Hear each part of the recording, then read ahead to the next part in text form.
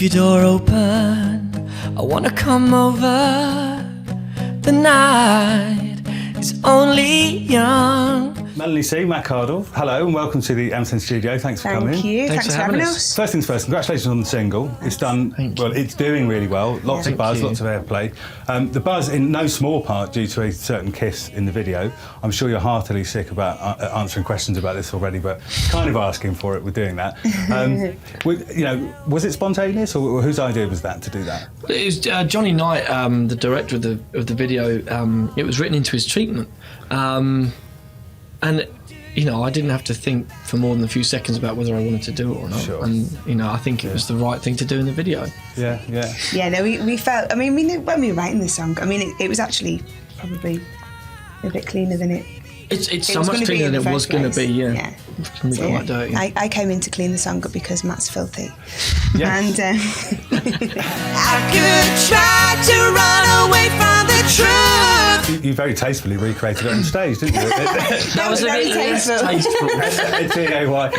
Was that spontaneous, or did you think, come on, we'll get stuff in the papers now? We did. Well, you know what? It's not a case of getting it in the papers. We've got... that helps, but we've got such wonderful fans, and that it's created such a little buzz on Twitter, and we just thought, let's just give it. And we were there, and all the boys at GAY were like, yeah, and there's Jeremy, and it was just, it was fun, Matt, obviously you're 30 now, but I'm doing a little bit of maths. You'd have been 13 when Wannabe came out. Yeah, which is a very interesting time in any young man's life, isn't it?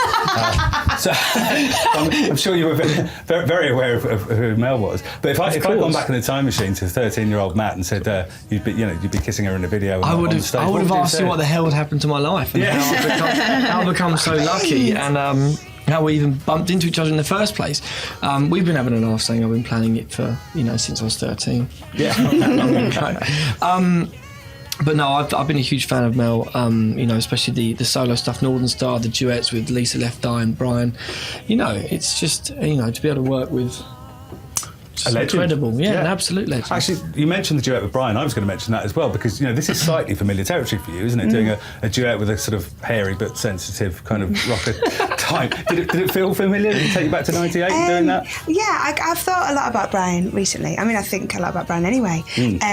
But one of the things about being lucky enough to do duets with other artists and to have success and it be great work is you're frightened of being able to do it again. Yeah. So that was my only reluctance. I just thought, God, it would be great to do something, but you never know whether it's going to work out. So it's just been amazing, because we've just, from the word go, it's come together so quickly as well. This was literally, when did you play Union Chapel? In March? Yeah. So it was only like March this year when we started talking about working together. My door is open, come on over. You've been slightly purged from history. You're not in the kind of new promo video and so on. The question is, does it bother you? And do you have any idea why that's happened? It's a shame, for the people who voted. I think it's a shame because a lot of people voted, for me to win that year. And if they're following it up and they're watching the mashups and I'm not there, then I feel bad for them if they wanted to see it. But apart, as far as I'm concerned, I'm okay. It's like I'm doing my own thing. I've got lots to be doing with my own videos. You know what I mean?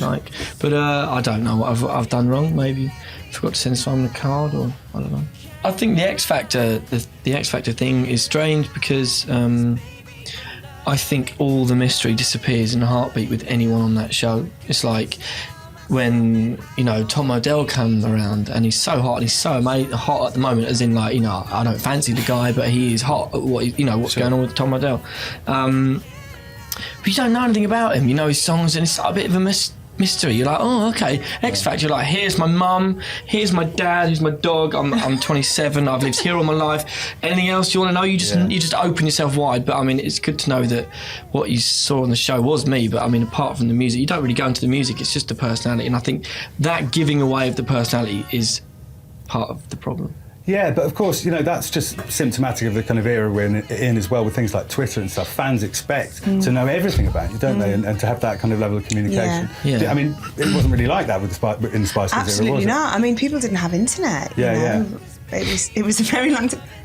Back in the olden days. Yeah. Yeah, no, it was really different. And even like the tabloids, there was, you know, of course we had the red tops, but wasn't all these magazines on the shelves, your Closers and your Nows and your Star and all that stuff. So it was extremely different. And I kind of feel for younger artists now, just being exposed so much so quickly. I'm loving, loving, loving you. Baby, I'm loving, loving, loving you.